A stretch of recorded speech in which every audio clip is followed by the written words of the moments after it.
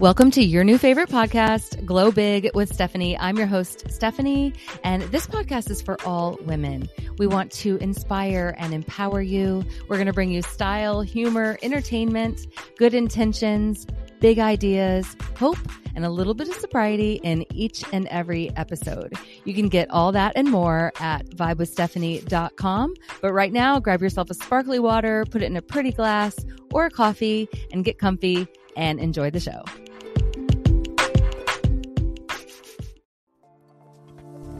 Hey, welcome to the Wine After Work podcast. Today with me is Stephanie. She is a friend of mine back from my Fort Lauderdale days. I have lots of crazy stories with Stephanie, including trying out for the Miami Dolphins together. No, sadly, we did not make the team.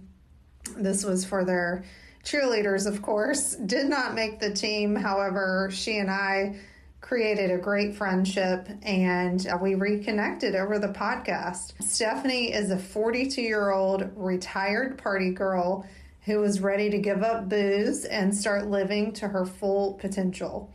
She's got a great 30-day glow up, and you can connect with her at vibewithstephanie.com. I'll leave that in the show notes as well. She's also got a podcast, Glow Big, to feel empowered and get glowing. So I hope this episode leaves you with a glow after you listen. We're talking about sobriety and just keeping your drinking in check and when that's no longer possible. She talks about some signs to look out for and what her turning point was, and I would love to hear your takeaways. Hi, Stephanie. I am so glad to have you on the podcast. Hey, Bryce. Good to be here. Thank you so much. It's so good to see your face again. So Great Stephanie and I go way, way back to Fort Lauderdale days. You were there for my bachelorette party, which was a million years ago. I think about 18 to be exact. And I mean, I have not seen you in years. And you're doing crazy. So many things. And I've been following you online and just wanted to have you on to talk about your sobriety. This is a huge, huge topic, amazing, feat that you have overcome. And so tell us what you're doing and all about your newfound sobriety. Woo! I can't believe that was 18 years ago. We also tried out for the Miami Dolphin cheerleading team together. Is that right? Yes, we did. And we had lots of fun times at many bars in Fort Lauderdale. So many bars. Those were really good times. And, it started off just fun. And I started off as like a weekend warrior with you. I mean, we just partied when it was appropriate. We worked and then we partied. But I did have a predisposition to it because my mother was an alcoholic and I knew that going in, but I always thought I'd be different. There's no way I would turn into an alcoholic like her. My grandmother always carried vodka with her. Every time she came to visit, there was vodka. And it was just, I grew up around women who drank. And so it was a perfectly normal kind of thing. And I just never thought it would happen to me. But as the years wore on, drinking and partying just kind of led into bigger parts of my life. I got into the yachting industry, so it was very prevalent there. And so you were working on yachts in Fort Lauderdale, which was one of my first experiences in Fort Lauderdale too. I came down, my friend worked on a yacht, and I was like, well, this seems like an amazing lifestyle. And then we moved down there and we're like, wow, we're not living on yachts. We have to work and live in a tiny house. Yes, that's right. Well, I wanted that. I wanted that lifestyle. I was like, everybody parties. We're on the ocean. It just doesn't get any better than this. And then you have your own company, right? I mean, you're a serial entrepreneur for sure. I followed that company as well. So, I missed that. That was Bikini Boat Wash. We were washing boats in bikinis and living the dream. And I was able to balance. I was working. I always got up for work, no matter how hungover I was. I was always working and always building and growing. And then I got pregnant and was like, okay, well, I was overjoyed to be pregnant. I wanted a little boy so bad. And I was 35. So I felt like the clock was, I was like, we got to go. Let's move on this. And then, so of course I couldn't wash boats in bikinis anymore. I had to figure out what I was going to do going forward with my life. And I also thought maybe the drinking would chill out. Like, this is my shot. Like, this for sure. I'm pregnant. I'm not gonna, once I have this baby, I won't drink as much. But when the baby popped out, I realized all these moms were drinking. Everybody was drinking. There was a new mom club. I didn't have to be the boys club with the boats anymore. I had a new club of mommies who drank. And so I felt like, this is awesome. I can hide what I've been doing kind of in this mommy wine culture club. So that was a big sigh of relief for me. Yeah. So to get into the nitty gritty, when you say what I was doing, like, what did that look like? Just drinking a lot, like a lot of wine, red wine. I wasn't, well, before I got pregnant, I mean, we were doing shots. We were, just partying pretty hard, but I was doing the work-life balance. I still wasn't drinking out of a paper bag. So I do want to make sure everybody knows that, like, nobody comes out drinking out of a paper bag. Nobody comes out an full-blown alcoholic. So it does sneak up on you. Just because you're balancing doesn't mean you were not going to get there in 10 more years. And I think alcoholic, I mean, you tell me if I'm wrong, but it's just a word, and it can mean different things for different people. Like, are you waking up wanting to drink? I think that could be one thing, but then do you binge drink on the weekends? Like, that could be another issue. I don't think it's like, oh, well, you have like one issue. No. Are you wanting to drink to like make yourself feel better or to numb any sort of emotions you're having? Yeah, so there's a lot. I wish that word wasn't even a thing anymore, because I think it excuses a lot of us, because we're like, oh, I'm not doing this. I'm not doing that. Oh, my mom wasn't an alcoholic, so I'm not. There's so many different ways that you can bow out of being an alcoholic, but you can rationalize it. Absolutely. Like, I'm not waking up on the streets in the morning and drinking from a paper bag. I have a job. Yeah, I never drink in the morning. I would do brunch. And sometimes, especially if I was hungover, I couldn't wait to get to the mimosa bar to take that edge off, Yeah. So just because of certain things doesn't make you necessarily not. If you're using it to feel better, if you're using it to go to social events, if it's ever made you feel guilty or remorseful, you might want to. If you go to my website, you can find the quiz right there that will actually help you figure out whether or not. Yeah, but it's vibewithstephanie.com and vibewithstephanie.com. And you can take a quiz and see if it's affecting your life negatively in any way. Then you may want to think about chilling on it. Yeah, because I think if you are a drinker, I think almost everyone has had negative experiences with alcohol. Either you did something you didn't want to do, you said something you didn't want to say, you have a hangover the next day, or like you said, like then you're in a shame spiral because you wake up hungover and you're like, oh gosh, what did I do? Or I did this again. I mean, I don't speak from any experience over here. Yeah, the apology tours are no joke. And, it's looking at your phone. If you can find your phone and finding out what you spent, what you said, what you texted, it's a nightmare. It's sometimes just easier. Also, if you're trying to moderate and you're having trouble moderating, or you're putting rules on it, like, I'm only going to drink on Fridays and Saturdays, and I'm only going to have this and that. I mean, I even went to like, oh, well, I'm drinking too much red wine. Let me just only drink white wine, and maybe that'll make a difference. Or even for some reason, I thought I could drink tequila. I could just sip on tequila. Like, who does that? But that was one of my rules. So if you're putting rules and you're finding it harder and harder to moderate, I can assure you that just abstaining altogether is actually so freeing.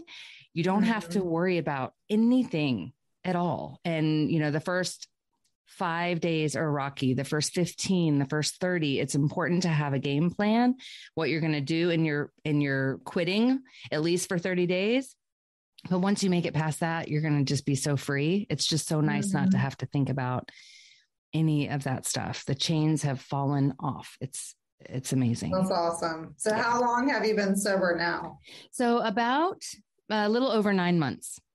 Okay. And I was never sober. I applaud you. That's awesome. Thank you. I have never been sober ever since I was 13. I mean, I always just kind of dabbled and drank, and I just have never not.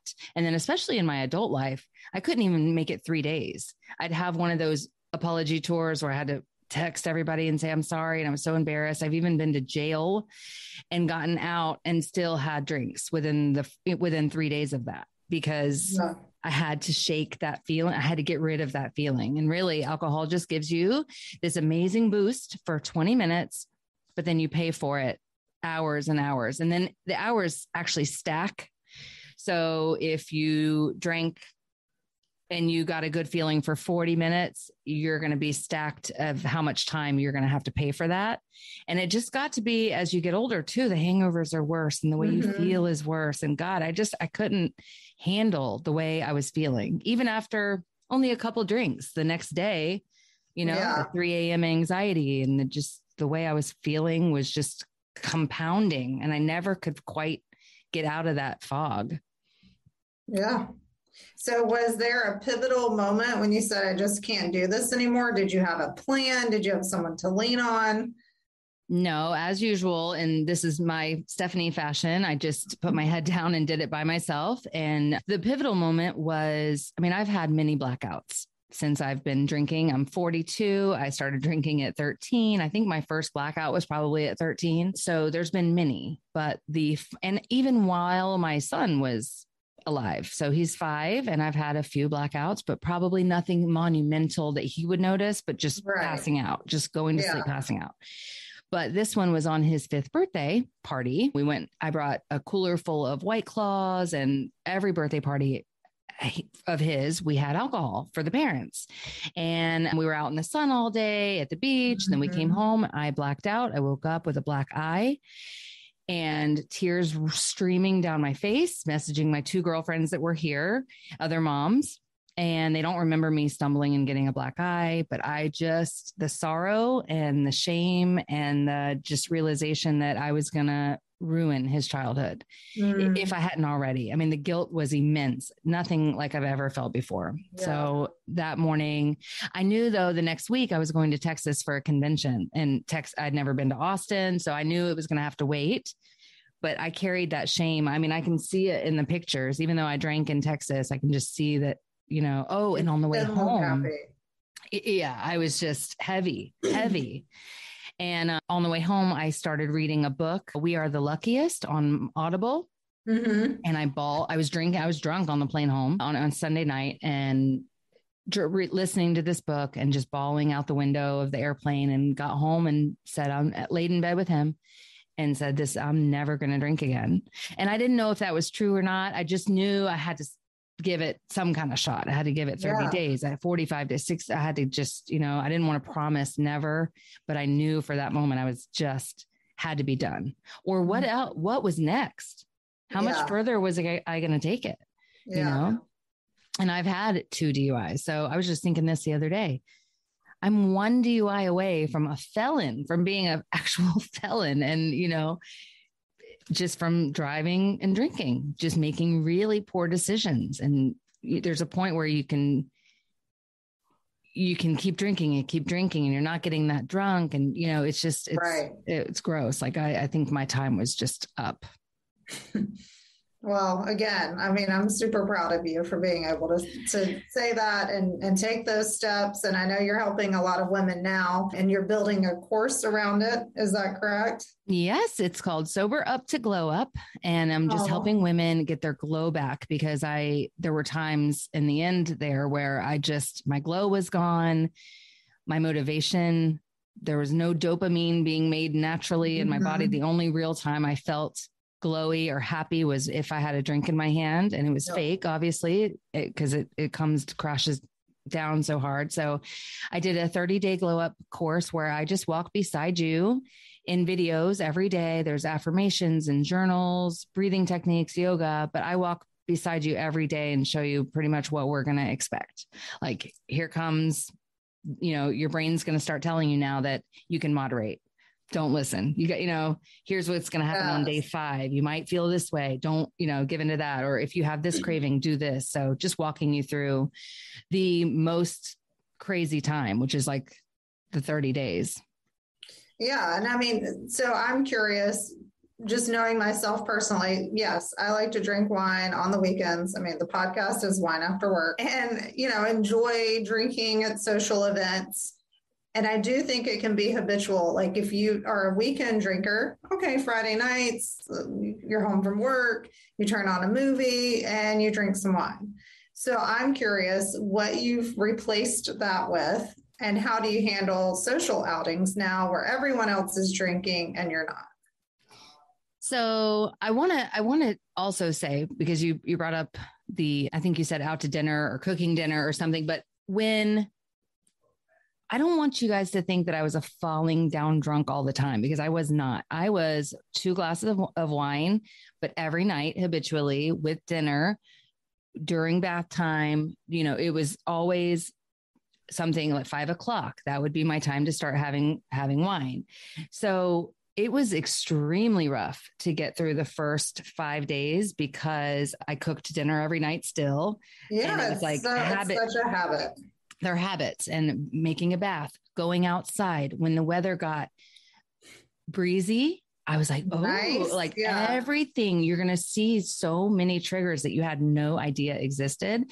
So my recommendation is become a hermit for 30 days. And I know a lot of people are like, no, I can't. And that's why I think it keeps a lot of people from quitting, because there's always a wedding. There's always a this, there's always a that.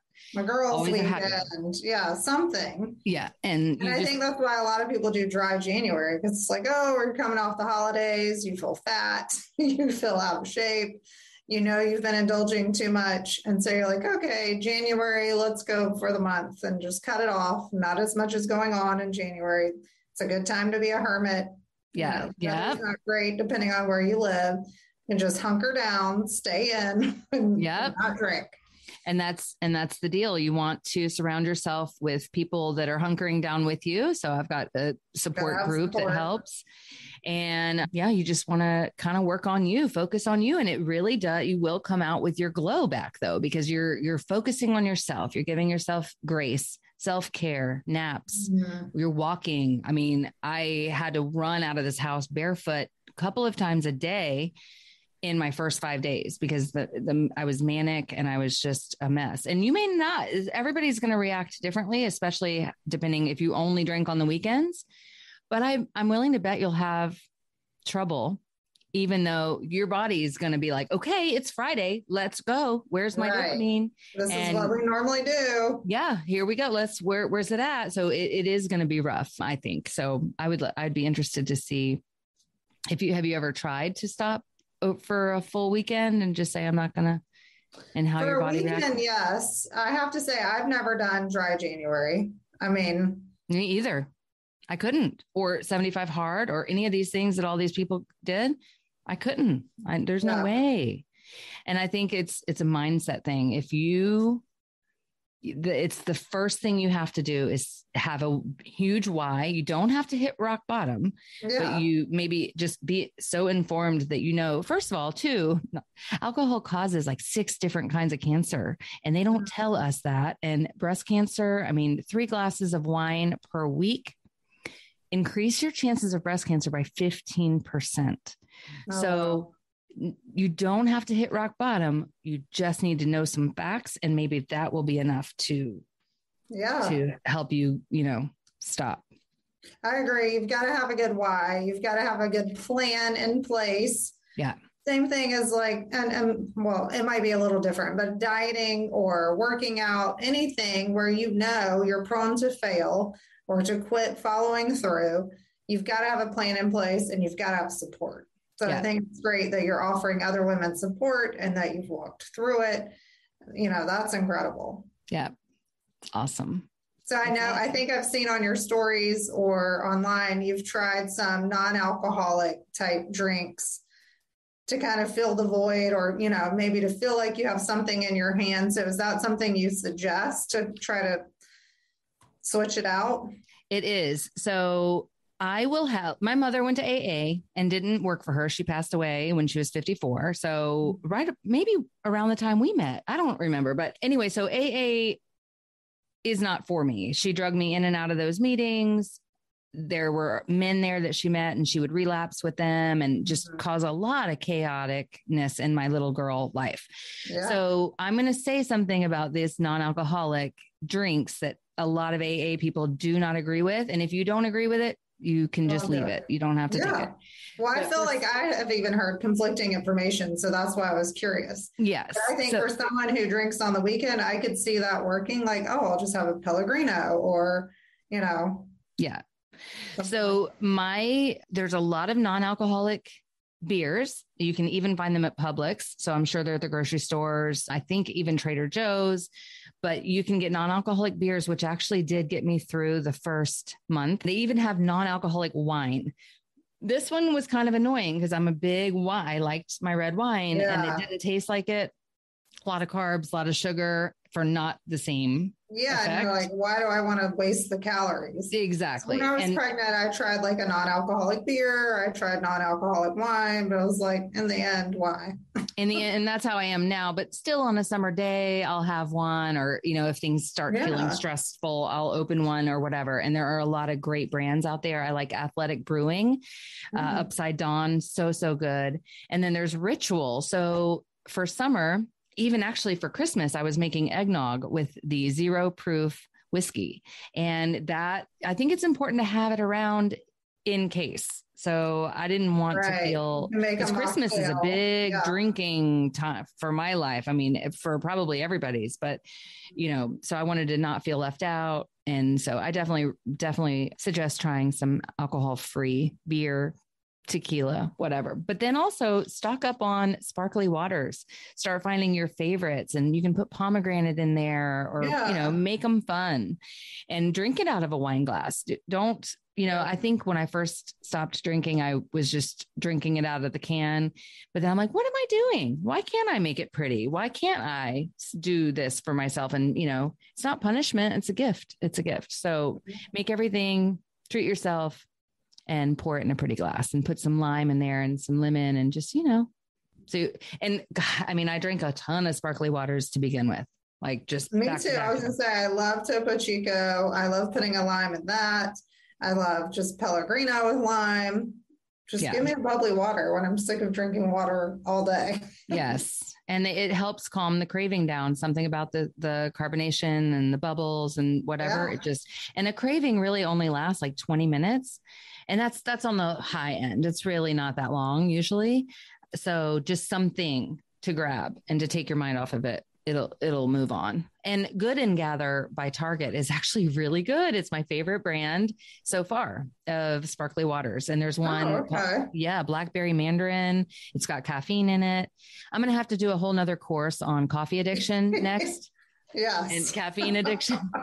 But because that's something we all have to talk about too, because I drink a ton of coffee now. Like I walk out the door with like a coffee, a water, a sparkly. Like, you gotta have all your drinks. Don't be thirsty, because that will get you in trouble for sure. Oh, hilarious. And then how do you handle social events? And are people asking like, why aren't you drinking? Well, you know. So this is weird because I'm not really that social to begin with. I am a serial entrepreneur. I do have a 5-year-old boy. I like to be at home. I got chickens now. I'm doing a garden. So, and if I'm not doing that fun stuff, I'm focusing on my business. And so I'm really, no one's missing me on the social scene. What about your mom group though, that you were talking about? So they're still around, but I don't get invited to as much, obviously, because they sit around and drink white wine and smoke cigarettes. So I can't do that. But now I want to tell them, like, I think I'm good now. I could probably, but I also don't want to sit in a group and watch them drink and smoke. That's not really fun. I'd rather be taking a nap and put a mask on my face and stuff. Than be around drunk people. My mom has never drank. My parents never drank when they were together growing up. I know my dad drinks now. They got divorced when I was in college. So then I knew him to drink, but never growing up. We never had alcohol in the house. So, I don't know if it's if I was predisposed to it, but I was always interested and wanted to try drinks and, see what it was all about. But what you just said, I've heard my mom say, like, why do I want to go somewhere where everyone's drinking? Like, this is not fun for me because she doesn't drink. And she and my stepdad never drink. So yeah, it's kind of gross actually. I have a girlfriend she's one of my oldest friends. When she calls my phone, her name shows up on my phone or a text my immediate thought is to drink and to get a cigarette and to get moving on the drinking and smoke. Like she is a huge trigger to this day. Wow. So when I do hang out with her, which is still frequently because we're old friends. Yeah. I bring my fake tequila and grapefruit juice and make palomas while she's drinking the real thing. I'm drinking a mocktail. And so I still do hang out. I'll just bring my own stuff so I don't feel like I'm missing out. But to watch her go from where we started to drunk in just a little bit of time, it's like, oh man. But then I feel like, yay, I'm not that. I don't have to worry about a hangover or, the anxiety for me, knowing that I was going to go hang out with her and drink was a lot because I knew I had to drive home. Right. That's what I was going to say. You're able to drive home, which is great. And I don't pass out immediately while there's a burning pizza in the oven or stop off at Taco Bell on the way home or, like it's just nice. And I don't sit in the hot sun and end up with a headache from drinking all that alcohol. So it's just, so it gets easier. I'm not like, I just want you to give it 30, 45 days, get your sober legs before you start hanging out with your drinking buddies. Yeah, for sure. That makes sense. Yeah. I know you mentioned the glow up. What good side effects have you seen to not drinking anymore? Oh my God. Like there has been no downside. My skin is amazing. I lost like 30 pounds. You're definitely glowing. Thank you. Lost 30 pounds? 30 pounds. I was 186 and I'm like 160, 158 right now. Yeah. Wow. Yeah. And I just was drinking a lot. I've seen pictures of my stomach, the bloat. I feel like I had given up on my life and I just never thought I'd be able to quit drinking. I just never thought I could stop. I didn't have interest in stopping. My hands aren't bloated anymore. My ring fits really, really loose. Just, I felt overwhelmed a lot. Before or after? While I was drinking. Once a week, at least, I would come in my house and the room would completely spin in circles. Like I would just see a mess in the corner or whatever. And I just felt really overwhelmed. And that doesn't happen anymore. I got my doctor to give me some Xanax because once in a while I would have these panic attacks. Yeah. Never again have I had a panic attack. My system is regulated. Like I just am not a nervous wreck. I feel stable. Nothing feels overwhelming. Just a lot of changes. Obviously, I started a podcast, so that's changed my life and I'm just able to focus on stuff. I'm a better mom. I am not so snappy with Maverick. We're taking walks and rollerblading and kayaking. Mm-hmm. I didn't before when he would walk outside and I was smoking a cigarette and drinking wine, I felt like he was interrupting me or I didn't want cigarette smoke to go in his face. So I would move away from him. I wasn't kissing on him or my husband. Just a lot has changed. Just everything. So you're not smoking anymore either? No, girl. I quit smoke. And I smoked all my whole life. My whole life. I remember in our 20s, you smoked. Yeah. Oh yeah. I smoked when I was 13. I smoked forever. I remember having my first Camel, which was my mom's. And I just thought I'd be a smoker forever, but I quit smoking, a month before I quit drinking, kind of hoping. I always felt like I was hiding something. I felt dirty. I felt ashamed. I felt like people didn't really know me because no one really knew how much I drank and smoked. And so I thought maybe if I got rid of the cigarettes first, that would get rid of the shame. And cause I'm a leader on a team for my athleisure company. And I just felt like there was a wall in between me and anybody coming near me. And that was alcohol and it was cigarettes.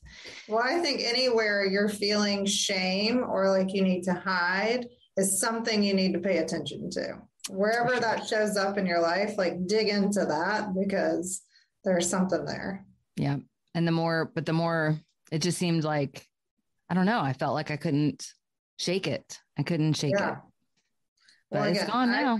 I'm just so proud of you. Like, seriously, I think this is huge.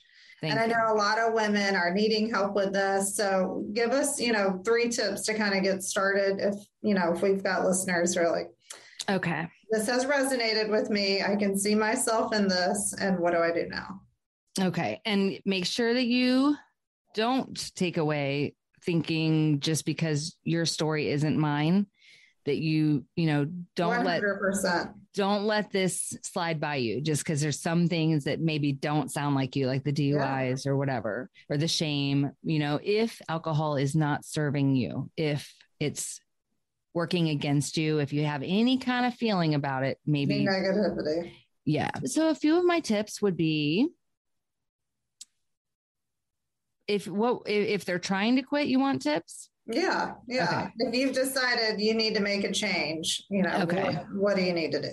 Okay. So definitely, once you've decided, if it's crossed your mind, you want to dig a little deeper. You want to talk to yourself, talk to your inner child. I don't know about you, but mine was hollering for years, like, stop drowning me in wine. I just felt so bad. If you think about your inner child, your little girl version of you, and how she must be feeling with the wine intake, just talk to her and say, well, I'm sorry. Like, let's change. I'm going to change this now. So you can talk to your inner child. You can talk to God. I talk to God a lot. Talk to your cat, whoever you need to talk to. Dig deep. Talk to my dog. Talk to your dog. Like, dig deep about what it is you want for your life. And is this really serving you? And so you need to just look inside for that. So that's my tip number one. Number two, play the tape forward. So say you've talked and you're like, yeah, that's it. I'm not going to drink for 15 days or 30 days or more. Play the tape forward. What's going to happen when you do go grab that drink? What's going to happen if you get in the car and you go buy the wine? From there, your cycle starts all over again. You're gonna, the anxiety at 3 a.m, or not feeling like you want to make it to the gym. Just play your tape forward. For me, it would be driving to the gas station to get wine, possibly getting my third DUI, becoming a felon, maybe crashing my car on the way home. If I do make it home, I'm going to put a pizza in the oven, which could burn down the house because I'm going to pass out. Or maybe I just go lay in bed because I'm already hungover from drinking so much at my friend's house. So I neglect my kid. I don't make it to the gym, the shame, the guilt, just play your tape forward. How's it going to be? So playing it forward, you're looking at like worst case scenario and then the whole cycle starting again. Yeah, but it's not really worst case. It's actually what actually does happen to you when what's probable or possible, not just worst case. Yeah. Okay. What happens to you when you have the drink? Because you already know there's somewhat of a problem. So something is going to happen to you. Maybe it's guilt or like, damn, I really shouldn't have had that drink or whatever, your headache, whatever happens to you. And then if that doesn't work, try the worst case scenario. But those things were very probable for me. And then make sure you have tons of sparkly water on hand, because you're not just going to walk around your everyday life as normal, because things are going to come up. You're going to feel like you're triggered. Cravings are going to come up. So have something. Sparkly water is a huge one. Also, sugar-free chocolate, because if you're legit going to quit drinking for a month, for 15 days, for 10 days, you're going to start noticing sugar cravings like crazy. And I never was a sugar person. That's because I was getting all mine from the wine. So I never ate sweets because I didn't really need it. Right. When I stopped the wine, the sugar cravings, I was standing over my kitchen counter eating like apple cider donuts one time. I'm like, what am I doing? And then I Googled it and it's like, oh yeah, girl, you're going to have cravings like crazy. So make sure you have some sugar-free stuff to do. And then also walking, be prepared to run out of your house. Don't grab your keys. Don't grab your keys because you're going to go straight to the liquor store or straight to wherever you get your alcohol, but go for a walk and then walk it off manically if you have to. And then it'll have passed by the time when you come back in the door, you'll be like, woo, that was crazy. That was a close one. Drink some more. Yeah. So it comes and goes, but be prepared to run out your door. Wow. Not in your car though. Well, this has been amazing. I appreciate you being so transparent and authentic. I want to send people to your website to take the quiz, and then I would love for them to sign up for your course. So I'm going to tell us where we can find you, and then I will leave all of those in the show notes. Awesome. Okay. You can go to vibewithstephanie.com and then you'll see the course there, the Sober Up to Glow Up course. And then there's a quiz. There are some mocktails on that website. So you can make that amazing Paloma if you want to. Or what else did I put in there? A vibey pina colada, which is so refreshing and fun. If you're trying not to drink and it's summertime, you don't want to have FOMO. You could just, make some mocktails. So yeah, I think you can find everything you need in there. Vibewithstephanie.com. Awesome. Well, Oh, and then I have a Glow Big podcast too. So Glow Big is a podcast. It's a lot of sobriety, but it's also fun and mindset and affirmations and things like that. Everyone needs, no matter where they are in their life. Yeah, it's awesome. It's a lot of fun. Perfect. Well, we will find you on the website. Check out your course and then the podcast too. I can't wait to listen. Thank you so much for having me. I really appreciate that. I wondered how this would go, wine after work and don't drink. Well, and I was going to say, yeah, exactly. When I first came out with the podcast, for me, wine after work, because it is such a normal thing to like go grab a drink with a friend. And I wanted the podcast to be like two girlfriends talking, which to me, a lot of times happens over wine. Yeah. And I did have someone email me and say, I find the name offensive. I am sober now, and I was like, I hear you. And I appreciate you telling me this. I'm sorry it didn't resonate with you. This is where I'm at. This is me. And this is the name of the podcast. But I see how it can be triggering for someone who is sober. Well, they should probably stay in their own lane. You know what I mean? They just stay. If it triggers you, then don't listen. And it's just what it is. I mean, there's a big culture around wine. I mean, look at the t-shirts. There's baby onesies that have wine glasses on them. They're everywhere you look. It's a thing. But I do think I hope eventually the women will come to see what alcohol is. I mean, the biggest expenditure in the world is for alcohol advertising. Wow. And I think that they're using women as kind of a pawn like they did for cigarettes. But I think eventually alcohol will be seen like cigarettes are, but it's going to take some time. So you stay in. A lot of women are still drinking wine and a lot of women aren't having problems with it. So, but as long as they know the other side of the coin.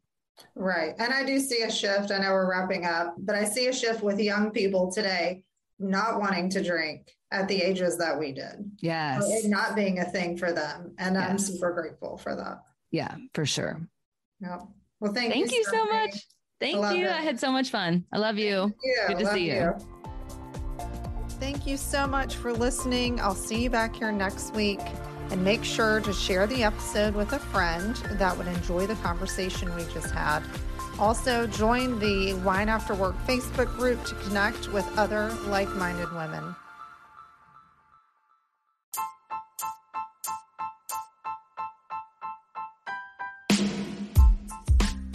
Thanks for joining Glow Big today. I hope you're leaving feeling empowered and ready to take on the world. Listen, if you're feeling burnt out and a little bit depleted, you should check out my Sober Up to Glow Up course. This is a 30-day value-packed, self-paced video course where you can log in and get yourself some self-care every day. There's yoga, there's breathing techniques, there is mocktail recipes and journals and affirmations, and of course, lessons on sobriety and what it's doing to your body and what to do to combat triggers and cravings. And it is just a lot of fun. It's going to benefit anybody, whether you're a big drinker or not. So go to vibewithstephanie.com/sober up to glow up course and grab it now while it's in its beta pricing, because the price is going to go up almost double really, really soon.